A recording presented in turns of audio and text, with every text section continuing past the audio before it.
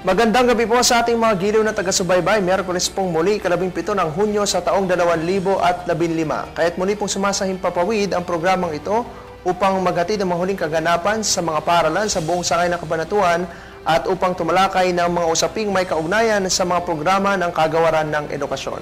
Ako po si Alan David Valdez. Sa ngalan po ng ating Schools Division Superintendent, Dr. Rod Rason, ako po naman si Jane Valderrama. Makakasama po ninyo muli kami sa isa na namang edisyon ng palatuntunang DepEd Hour. Sa ating panel discussion ay panauhin natin ang tatlo na namang bagong talagang school administrator sa Antas Elementaria. Makikipagtalastasan po tayo sa kanila upang malaman ng ating mga taga-subaybay ang career path na kanila pong tinalunton bago sila itinalaga bilang mga school heads. Sa ating teleturuan ay itatampok natin ang ikatlong module sa asignaturang Ingles para sa Season 5. Sa module po ito ay makakasama natin bilang teacher presenter si Ginang Josephine Ramos mula sa Calicid Norte Elementary School na tatalakay sa aralin tungkol sa plural forms of verbs. At upang makapiling na natin ang ating mga panauhin ngayong gabi, narito na ang ulo ng mga balita.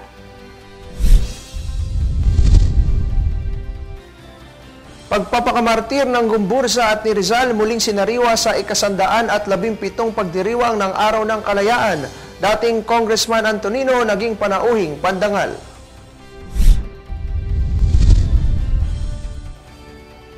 Division English Newsletter na ilimbag na mga kopya ng pansangay na pahayagan kasalukuyan ng ipinamamahagi.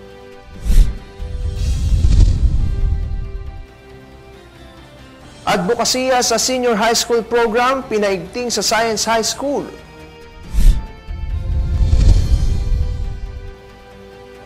Mahigit 4 na raang magulang sa San Josef National High School dumalo sa Senior High School Orientation Program.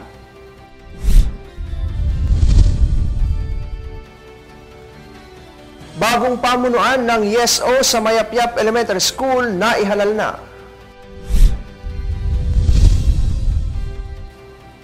Panrehiyong komperensya sa pagpapatupad ng curriculum, dadaluhan ang buong Curriculum Implementation Division ng Sangay. Uling natunghayan ang pag-aalay ng buhay para sa kalayaan ng mga paring sina Gomez, Burgos at Zamora at ng pambasang bayani na si Jose Rizal sa isang pagtatanghal nitong nakaraang Biyernes, Hunyo 12 sa 117 pagdiriwang ng Araw ng Kalayaan sa Open Air Gymnasium ng pamahalaang lungsod. Ginampanan ang magkasunod na pagsasadula sa paggarote sa Gumbursa at pagbaril kay Rizal ng mga piling mag-aaral at guro mula sa mga pampublikong paaralan bilang isa sa mga tampok na bahagi ng pagdiriwang.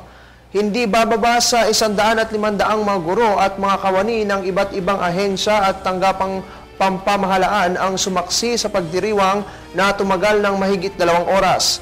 Isa rin sa tampok na bahagi ng pagdiriwang ang pagdating ni dating Congressman Rody Antonino bilang panauhing pandangal na ipinagmalaki ang pagiging anak ng isang guro na gumabay at humubog sa kanya bilang isang matapat na lingkod bayan.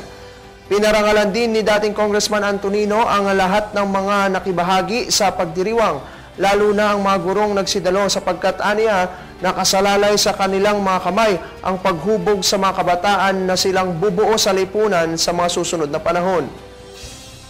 Nagbigay din ng maikling mensahe si Mayor J. Vergara at pinaalalahanan ang mga guro pati na ang kanilang mga punong guro na maging mapagmasid at bantayan ang mga nangyayari sa kanilang nasasakupan lalo na ang mga paggawain sa loob ng bakuran ng paaralan. Binigyang din niya na sa pagiging mapagmatsyag nasisiguro ang kaligtasan ng kanilang mga mag-aaral lalo na kung ang mga paggawaing gusali ang pag-uusapan. Tinapos ang mahigit 2 oras sa pagdiriwang ng pagpapalipad ng mga lobo na may mga kulay na kasama sa watawat ng Pilipinas bilang pagbabantog sa kalayaang tinatamasa ngayon ng bawat Pilipino. Muling nakapaglabas ang tanggapan ng Media and ICT ng pansangay na pahayagan makalipas ang 7 taon. Ang pansangay na pahayagan na pinangalan ng The Exemplar ay nailabas sa imprenta nitong nakaraang Lunes at kasalukuyan na ngayong ipinamamahagi sa mga pampublikong paaralan sa 10 distrito. Matatandaang nailimbag ang huling issue ng dating pansangay na pahayagan na may nameplate na Cabanatuan City Archive sa ilalim ng pamahala ni dating Superintendent Tarsila Javier noong 2008 bago siya lumipat sa sangay ng Nueva Ecija. Nahinto lamang ang paglilimbag sa hinang kakapusan ng pondo at sa kakulangan ng mga artikulo mula sa editorial staff at mga contributors ng naturang pahayagan. Sa pagdating ng bagong talagang tagapamanihala ng mga paaralang lungsod na si Dr. Rod Razon, inatasan niya ang tagamasid pansangay sa media na muling buhayin ang pansangay na pahayagan. Ito aniya ay isang paraan upang maiparating sa mga stakeholders ng sangay ang mga kaganapan sa iba't ibang paaralan at upang magsilbing daluyan ng mga pananaw at kaisipan tungkol sa mga programa at proyekto na ipinatutupad ng kagawaran ng edukasyon. Sa pagpupulong na isinagawa noong kalagitnaan ng Abril upang buuin ang patnugutan ng pansangay na pahayagan, napagpasyahan ng mga nagsidalo na buwanan ang paglilimbag nito, Ingles para sa buwan ng Hunyo na susundan ng Filipino sa susunod na buwan. Tatawaging kabangguro ang susunod na isyu para sa buwan ng Hulyo. Ang pondong nilaan sa paglilimbag ng pansangay na pahayagan ay galing sa Newspaper Subscription Fund ng Tanggapang Pansangay. Binubuo ng ilang aktibong miyembro ng DepEd Cabanatuan Media Bureau at mga school paper advisors ang patnugutan ng The Exemplar at Kabangguro. Sa kasalukuyan ay tumatanggap na ng mga Filipinong artikulo ang patnugutan ng pansangay na pahayagan para sa susunod na isyu. Samantala, upang malinawan ng mga magulang ang advokasya ng paaralan ukol sa senior high school program na ipaiiral sa darating na taong panuruan 2016-2017, nagdaos ng pagpupulong nitong nakaraang ika-11 ng Hunyo, taong kasalukuyan sa Honorato C. Perez Senior Memorial Science High School.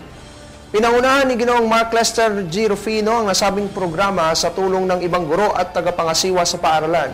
Isa sa mga naging panauhing pandangal ay si Dr. Wilfredo Sison na nagbigay ng mensahe sa mga magulang upang mas mapalawig pa ang kanilang kaalaman tungkol sa bagong curriculum ng Department of Education na kilala bilang K-12.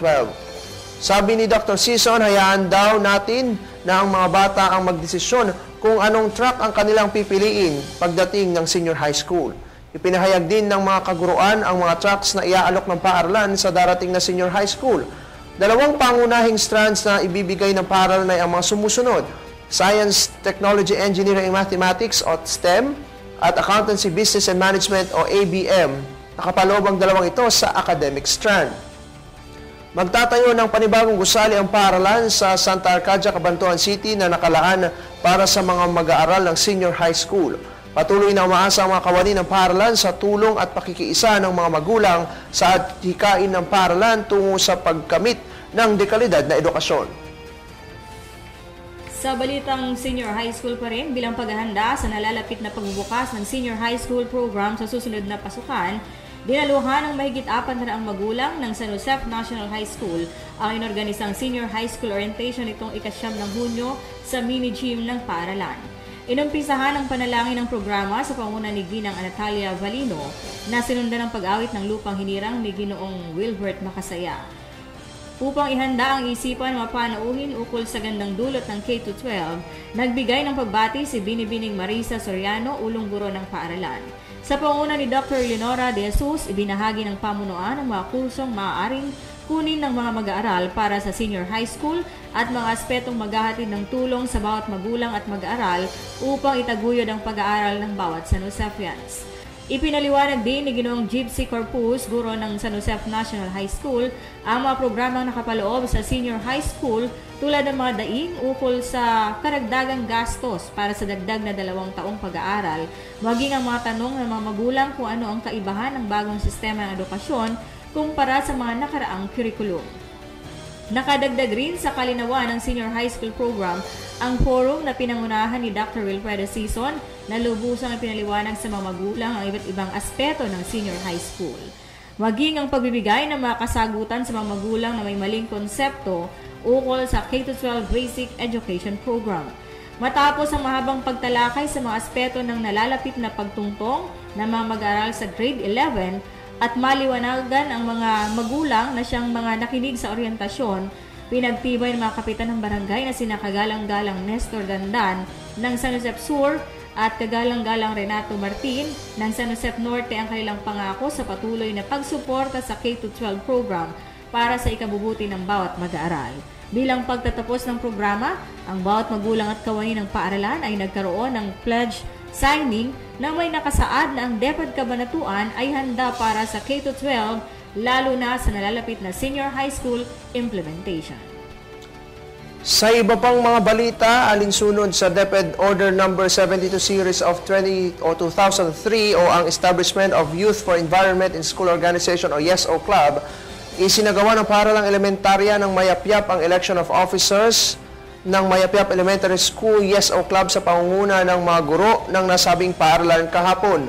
Ang nasabing organisasyon ay binubuo ng mga piling mag-aaral ng paaralan mula sa Special Science Elementary School o SSES at a regular class mula ika-3 hanggang ika-6 na baitang. Ang bawat isa ay binigyan ng pagkakataong pumili at ihalal ang mga napupusuhang kamag-aral upang mamuno sa nasabing organisasyon.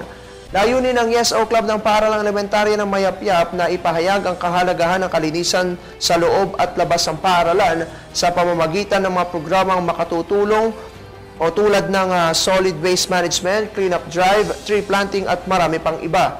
Ayon sa punong guro ng paaralan na si Ginang Ana Oria Bautista, lubhang makatutulong ang pagbuo ng ganitong uri ng organisasyon sa mga mag-aaral ng paaralan sapagkat matututunan nila ang pangangalaga at pagpapanatili ng kalinisan sa loob at labas ng silid-aralan. Umaasa rin si Ginang Bautista na sa pamamagitan ng mga bagong halal na mag-aaral at mga gurong tagapayo ng samahan ay maisasakatuparan ng organisasyon ang mga gawain alinsunod sa kanilang proposed annual calendar of activities para sa taong panuruan 2015-2016. Sa panig naman ng mga bagong halal na opisyal ng samahan, hindi na sila makapaghintay na maisakatuparan ang mga gawaing nakaatang sa kanila. Ito ay dahil sa mga nakaraang gawaing kanilang kinabilangan noong mga nakaraang panahon.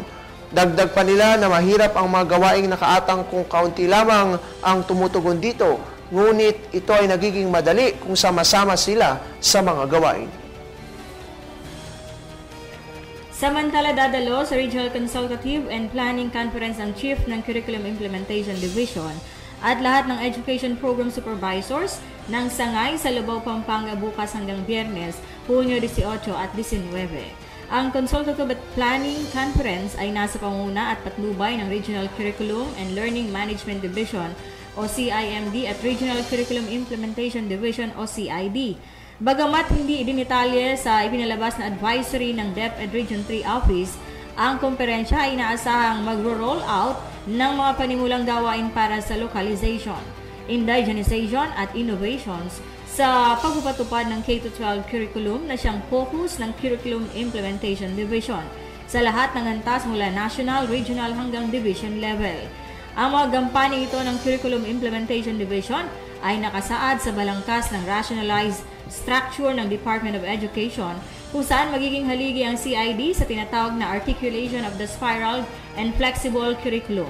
Inatasan din ng advisory ang mga dadalong supervisors na dalhin ang kanilang year-round projects, activities, and plans para sa revision na mas mag-aangkop sa disenyo ng K-12 curriculum. Inyo pong natunghayan ang ating pong mga balita ngayong gabi. Magbabalik po ang ating pong programa para po sa Teleturuan.